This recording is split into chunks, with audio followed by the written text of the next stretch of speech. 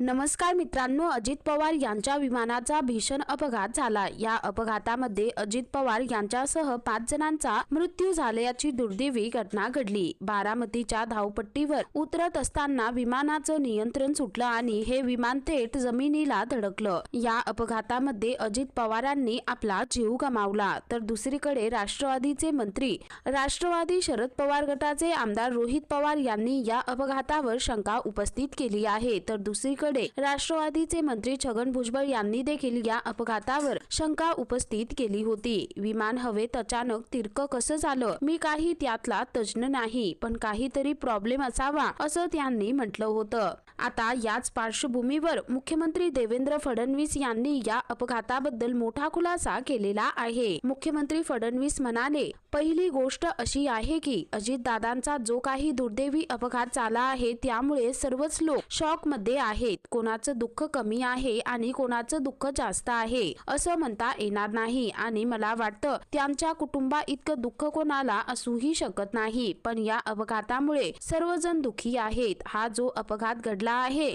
त्याची DGCA मार्फत चौकशी सुरू आहे। आपण CID चौकशी सुरू केली होती, मात्र राष्ट्रवादी काँग्रेस पक्षाच्या वतीनं आम्हाला विनंती आली की याची CBI चौकशी करा। शेवटी आपल्याला सर्व सत्य कळालंच पाहिजे। चौकशी सगळ्या गोष्टींची सुरू आहे, त्यामुळे आता चौकशीमधून काय समोर येतंय त्याची वाट पाहिली जाणार। कुणाच्या मनात शंका असू नये असं म्हणणारा मी नाही, मात्र शंका योग्य ऑथॉरिटीकडे व्यक्त केली पाहिजे। DGCA कडे शंकेचं पत्र द्यावं आणि आमच्याकडे द्यावं, आम्ही ते DGCA ला देऊ। प्रत्येक शंकांचं उत्तर मिळालं पाहिजे। चौकशीची मागणी करणं चुकीचं नाही। केंद्र आणि DGCA ला यात लपवण्यासारखं काही नाही असं मला वाटतं, असं म्हणत यावेळी देवेंद्र फडणवीस यांनी या अपघाताबद्दल मोठा खुलासा केलेला आहे। तर मित्रांनो, एकंदरीत संपूर्ण प्रकरण पाहता या संदर्भामध्ये तुमची काय प्रतिक्रिया आहे खाली कमेंट करून नक्की कळवा।